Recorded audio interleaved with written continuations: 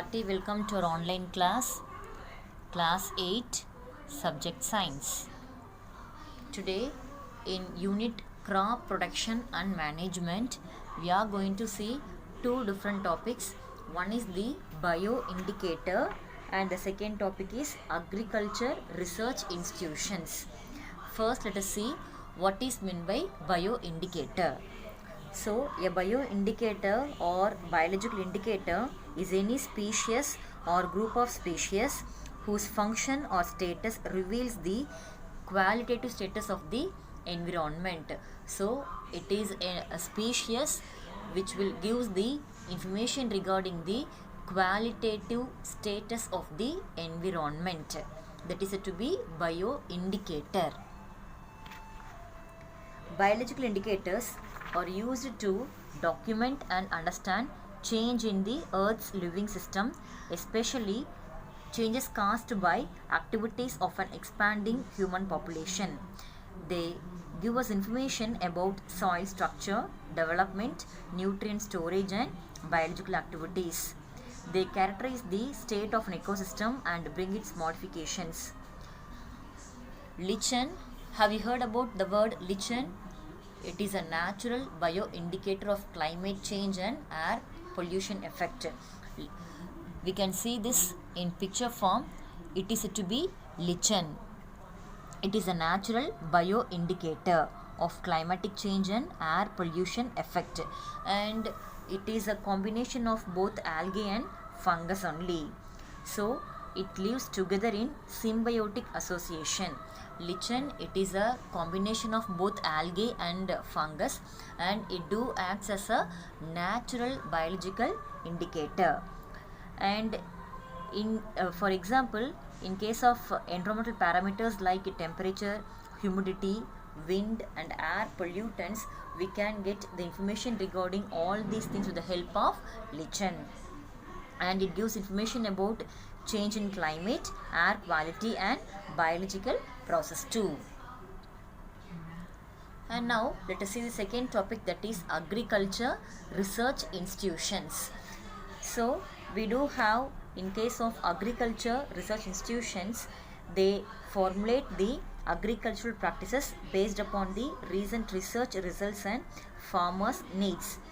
They disseminate information for the welfare of the people using suitable media and methods. We do have various research institutions like IARI, which means Indian Agricultural Research Institute, and the second institute is ICAR, which means Indian Council of Agricultural Research. The third one is Krishi Vigyan Kendra. These are all the various research institutions for the agricultural area. So this is the IARI, which means Indian Agricultural Research Institute. It is a National Institute for Agricultural Research, Education and Extension. IARI, it is commonly known as PUSA Institute. It is administered by the ICAR, which means Indian Council of Agricultural Research. This was responsible for the research leading to the Green Revolution in India during 1970s. The policies, plans and programs of IARI have helped to meet the needs of the nation. And next one is ICAR, which means Indian Council of Agricultural Research. It is an autonomous body responsible for coordinating agricultural education and research in India. The Union Minister of Agriculture serves as its president. It functions under the Department of Agricultural Research and Education, Ministry of Agriculture.